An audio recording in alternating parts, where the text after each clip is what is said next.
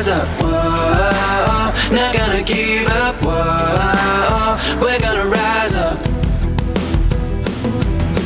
whoa, we're gonna rise up, whoa, not gonna give up, whoa, we're gonna rise up, yeah, oh, we're gonna rise up.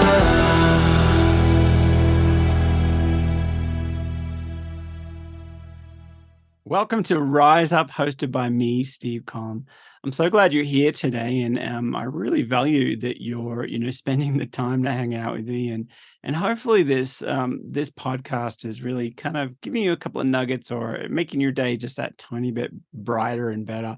And I'm so excited because today I'm going to be interviewing Bill Ohanlon, and he is not only a good friend and a great guy, and we have so many laughs, but he is super knowledgeable. He's written over 40 books. He actually wrote his last 41 books, so he just finished that a couple of weekends ago. And so he's had over 87 songs cut by artists and different people. He's written 305 songs just this year with his collaboration team and his sync team.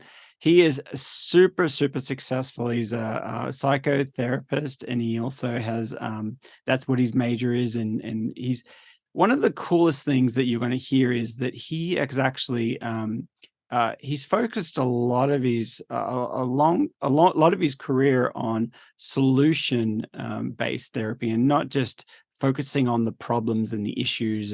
But he's really, it's even just in knowing that, just as I say that, that he wants to help people and he wants to make this world a better and brighter place. And he drops so many gold nuggets and gems in this interview. It's you might have to come back and watch it a couple of times or listen to it a few times.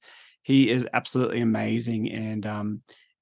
So anyway, before we dive in, I just want to let you guys know that, if you want to sponsor this, if you want me to keep continuing doing this, please become a partner over at patreon.com/Steve Collin, and you can become a partner there. And also head over to the Facebook podcast groups, where we actually talk about a lot of this stuff in this group. We talk about the seminar or the interviews and little lessons and little takeaways. And I'd like to get to know you there. And so, it's, you guys are getting to know me and my guests, but I want to get to know you more. And so head over there. It's Rise Up with Steve Collin, and it's a Facebook group. So it's a private group, so you'll have to ask for permission to join, but it's a very safe area there, safe zone where we get to hang out and do this more in depth, more just on a different level, just another layer or another level in. And also, if this has been helpful at all, please consider writing a review and giving us a 5-star review, and hopefully that will, I know that with the more reviews, then the higher it goes up on the search engines and the list, so that people actually can find it a lot easier, and we can shine this light. You by doing that will help shine a little bit of light. And these podcasts are all about being positive and helping people and sharing motivational and inspirational stories, and there's so many people that need this. I know that.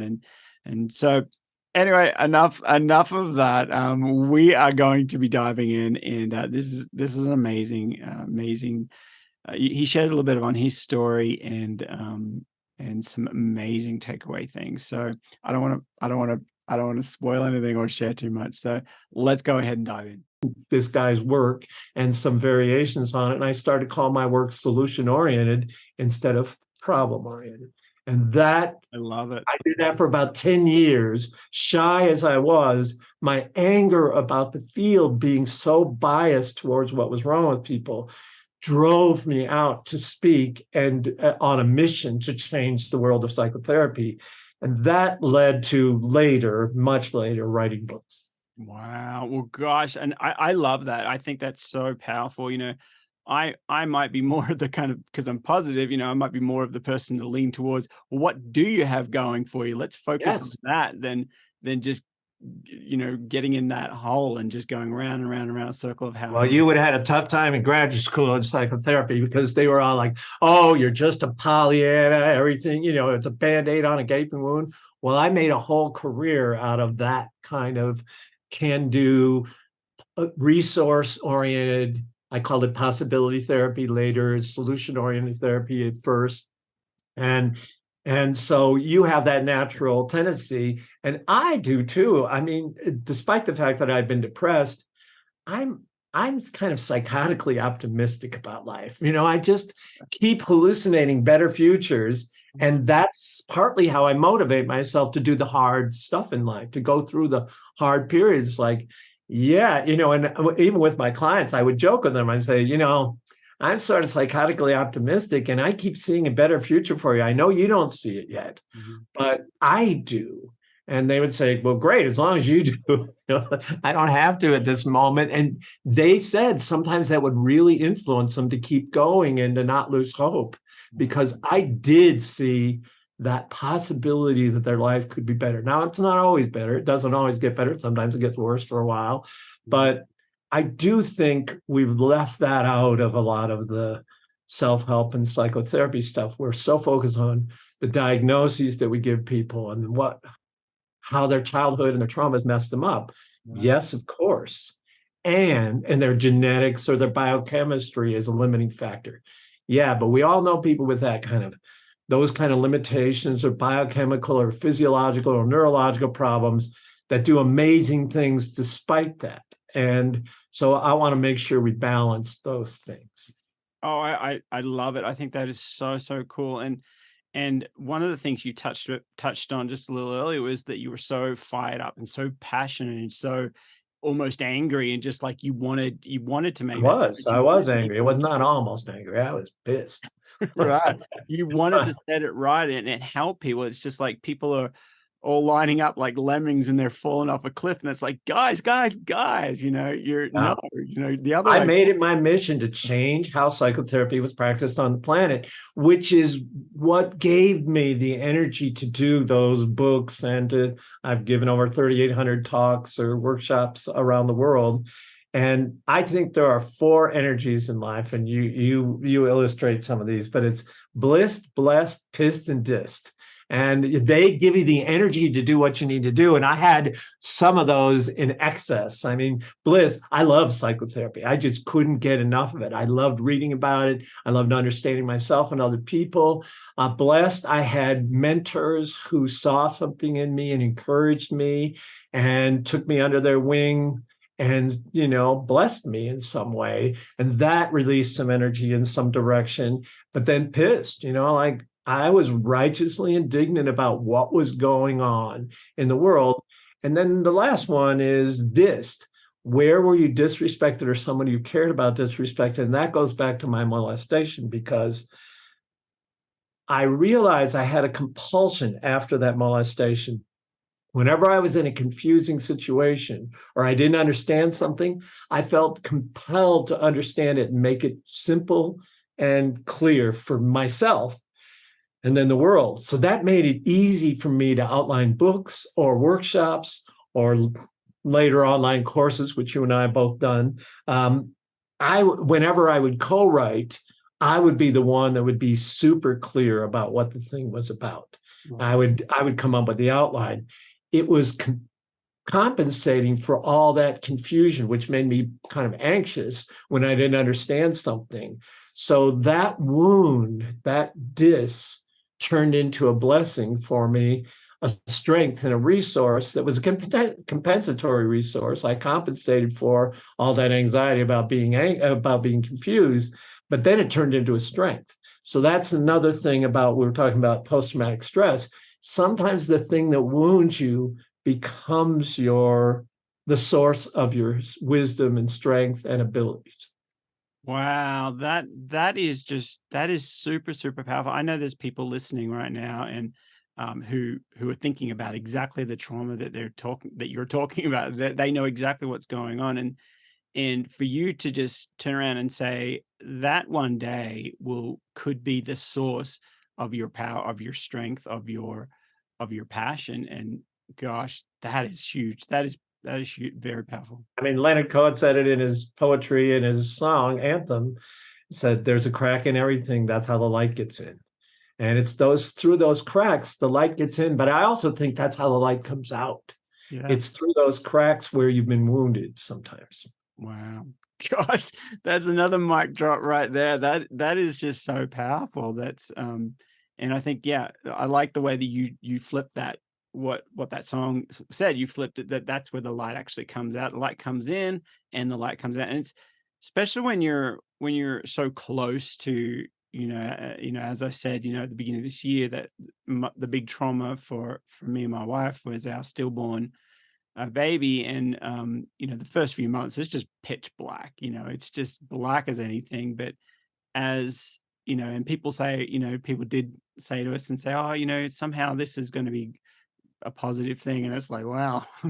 Yeah, that's not a thing whatever. to say right at the beginning. Definitely, for sure. Yeah.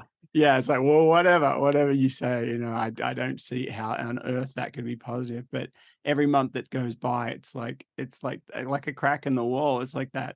It's the tiniest little thing where it's like, is that a little crack? I don't know. Is that a little bit of light? I'm not sure. It's not as dark as before, so maybe it is. But gosh, that's so powerful, Bill. So, okay, so you've written over 41 officially 41 books, and I encourage all the listeners, go over on Amazon and check out Bill's stuff. You can spell his name BILLOHANLON.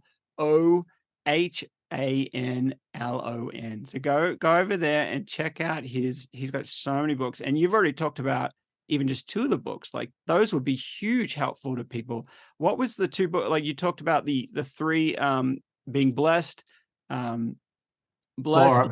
blessed, pissed and dissed. And so what books And that actually, I don't know if that's in any of these books. I wrote a next one? book called A Lazy Man's Guide to Success, which if you go on my website, actually, BillO'Hanlon.com or BillO'Hanlon.org, you can get a free copy of that book. And that has an earlier version of that where I said two energies, it's blissed and pissed. I just had two, but I've made slight variations on it, and I made some of those variations in there. So you can find out that's free. It's just a PDF download from there. And you'll get on my email list and things like that. The book that got me really well known was the book that got me on Oprah, which was called Do One Thing Different. It was about making a small change to make a big change. And I was on Oprah with that, and she showed it as a rerun, and it sold a lot of books. Thank you, Oprah. Thank you. That's great. So that it still makes money. It was $19.99 when I was on there, and it still brings in money every 6 months. Thank you, Oprah. It helped me become a songwriter, because it's like the old joke, this, Steve, but how do you make money as a songwriter? How do you make $1 million as a songwriter? Start with 2 million. And then you lose one. Then you got one left. Yeah, that's exactly right. No, I mean, you and I have found a way to make a little money in TV and movies and commercials and stuff like that. But most songwriters, because of Spotify and the streaming services, aren't doing well these days. So, yeah. So, just going back to just becoming an author or writing your first book, was there, and I don't know if you can kind of remember, I know you've touched on, you were just so passionate, and those 4 keys, you couldn't help but just write everything down. And I had to, even though I wasn't a good writer and I wasn't a natural writer. But, the other thing, you and I have co-written some songs together. When I first got to Nashville, I'd only written songs on my own, and people in Nashville said, oh, no, you write with other people. That's what we do here. And I'm like, how do you do that? It's such an intimate thing to write a song. I'd only written it on my own and poured my heart and soul out. And I learned to co-write. Same thing. My first book was co-written because I just didn't have the confidence or the wherewithal to do it myself, because there's a lot of steps to writing a book.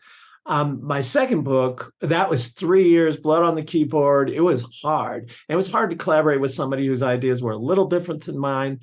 My second book took 9 months to write. And it was because, and I wrote it on my own, it's because I had really worked out those ideas and I had a great outline. The first book, I was working out what was going to be in the book while I was writing it. And that was hard. It was really hard.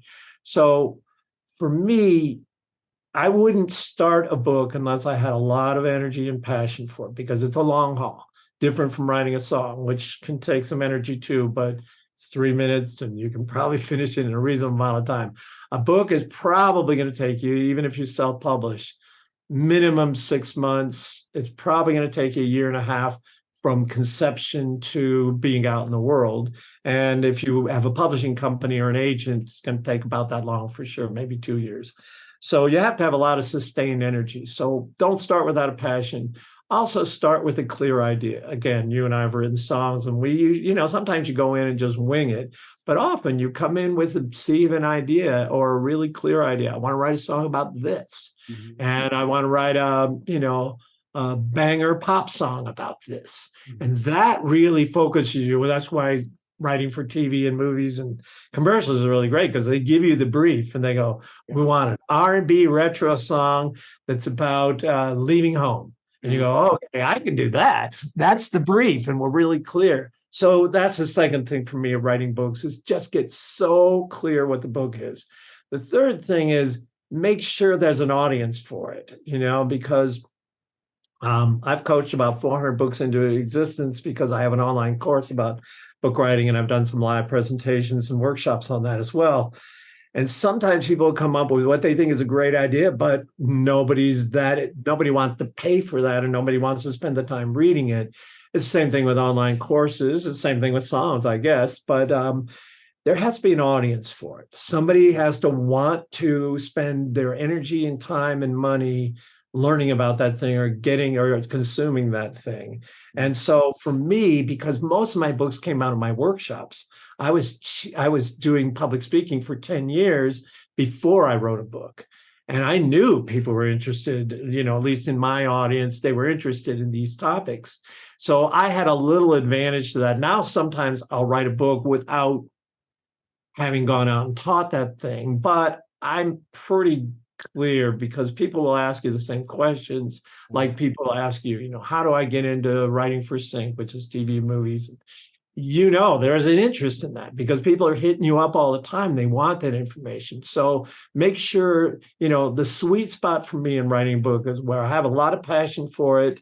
I have a clear idea, and other people are interested, and, there's a market for that. If I can find that place, that's great. And these days, way easier to write a book than it was in my day. First of all, you got the internet for, research if you need to do research, and you can do self-publishing. Self-publishing was hard when I started, so I always was going to publishers. W.W. Norton was a big publisher in New York, and Chicago has published 17 or 18 of my books, of the 41 books. And, I had agents to sell them to HarperCollins and Penguin and big publishers, because you needed those publishers in those days to get your book into the bookstores, which hardly exist anymore, bookstores. It's almost all online. So way easier to do self-publishing and self-promotion than it used to be. And you can find the people that can help you edit the book, create cool covers, distribute the book, market the book, that you couldn't before. It was very expensive and very hard. Now it's way easier. So, and people don't read quite as much as they used to, but people still read. And people also attribute authority to someone who's written a book. I can't tell you how many hundreds of people have come up to me in my whole career and said, I've got your book. I haven't read it yet, but I came to your workshop to see what was in the book, because they just can't, they don't have the time or the energy or whatever. And I'm like, totally okay with me. I'll be talking about something that's related to the book here, but they treated me like an expert because I had a book out. And that helped when I was doing public speaking. People would come to my public speaking because they knew I had a book out and I had some credibility. Same thing when I did online courses. It gave me credibility as an expert in trauma or couples therapy, or I've written about hypnosis and the kind of brief therapy I do, solution-oriented therapy. And now these days, I've written 3 books on songwriting, and my fourth, the one that just finished the last weekend, was, on songwriting. And I don't have that much success yet built up with songwriting. I have some, but I wrote it with hit songwriters. So that gave me credibility. And now people ask me sometimes to give little talks on songwriting because I mastered what was in these books. Right. So it does give you credibility and expertise, even if you don't sell 1 million books. I've earned more money from the things that came as a result of people knowing me and seeing me as an expert because I wrote a book than I sometimes have on the books. I mean, the one that was on Oprah made a lot of money, and these songwriting books are actually making a good amount of money, but you just get credibility because people see you as an expert in that area. That's awesome. And the biggest question I know so many viewers have is they might have tons and tons of journals or writings, and I know it's probably, maybe it's not even organized or anything. That's one big thing that you're sharing on is the outline. But what about the big fear factor of letting people know?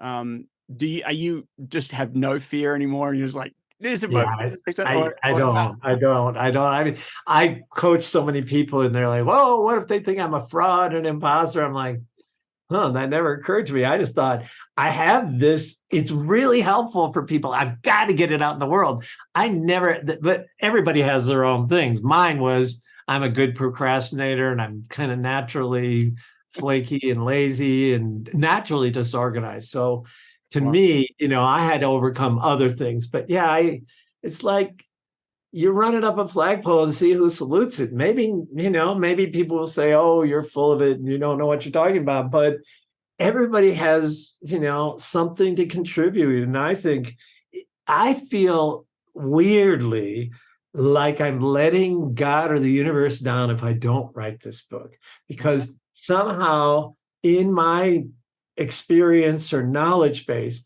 I have this thing that could help somebody else. I mean, why'd you do this podcast? You're like, I think people need this. Mm-hmm. And if somebody said, who the hell are you, Steve Collum, to do this? You can say, well, I'm just me. And you don't like me.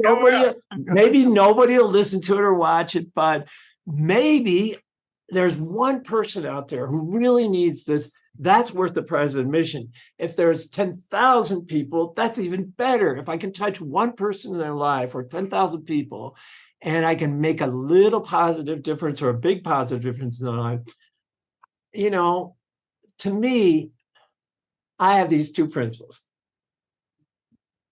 Figure out what you're supposed to do and, really think it through and have your doubts and fears. Then as soon as you figure out what you're supposed to do, treat those doubts and fears like a tape recording in your mind. It's like, thanks for sharing. Oh, who are you to write a book? Yeah, thanks for sharing. I'm writing my book. Oh, I'm not sure I can actually carry through and write a whole book. Yeah, thanks for sharing. I'm writing my book.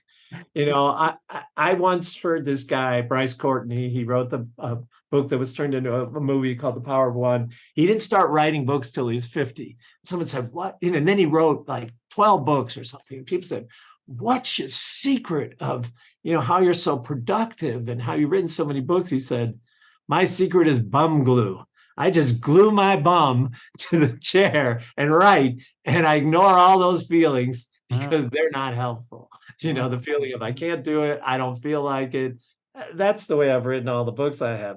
But you have to get clear on what the project or the book that you're going to do at first. Once you get clear on that, I love saying this as a psychotherapist. Once you get clear on what you're supposed to do, ignore those feelings. They're not helpful. Yeah. Most of them are going to be doubts and fears and self-criticisms.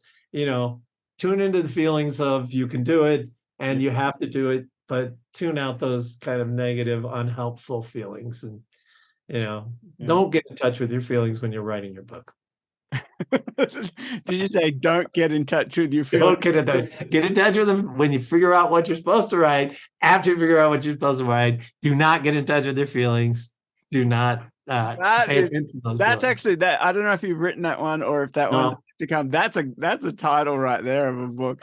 Don't get in touch. Don't get in touch with your feelings. The ultimate anti-self-help book. Yeah, but it's so true because we get. Please, I do not need to write another book, Steve. Please stop me before I write again. I think well, you just finished one last weekend, so if we have this conversation next weekend, you'll be like, yeah, that's right. Now I'll go, oh man, I have to write another one. No, please. That's so great. Gosh, Bill, that was absolutely amazing. Thank you so much for your time and your your passion and and the wisdom that you've shared. You're all about helping this world. You're all about sharing and giving. You're all about pouring out to others, and it definitely shows in this interview. And you thank you so much. You've just dropped so many things, and I encourage all the listeners right now, jot down or on your phone, or take a little note, write down a few of those little things, because one thing that happens when you listen to something, it kind of goes in. It's like a sponge; it kind of has to soak in. But when you actually go ahead and write it, you end up reading it, which is the second way you're going to learn, and then you end up maybe saying it out loud. And when you write it, so you're actually learning and you're sinking it in deeper, and it becomes more of you, even if you never go back to those notes, or if you maybe only see those notes one other time, you're still going through that process, and that's at least 3 times you're diving in deeper and cementing it into your life. And so absolutely try that. And I'm so thankful again that you're hanging out with us. And please, if you want to become a partner, head over to my Patreon account, which is patreon.com/Steve Collum. And consider being a partner, consider being a sponsor of a show. And also any 5-star reviews are greatly appreciated. Any of those reviews would be awesome. And I also head over to the Facebook group, which is Rise Up with Steve Collum. And I'll see you there. Thanks again. I'll see you there. Whoa, we're gonna rise up. Whoa, not gonna give up. Whoa, we're gonna rise up. Whoa, we're gonna rise up. Whoa, not gonna give up. Whoa, we're gonna rise up. Rise up, yeah. Oh, we're gonna rise up.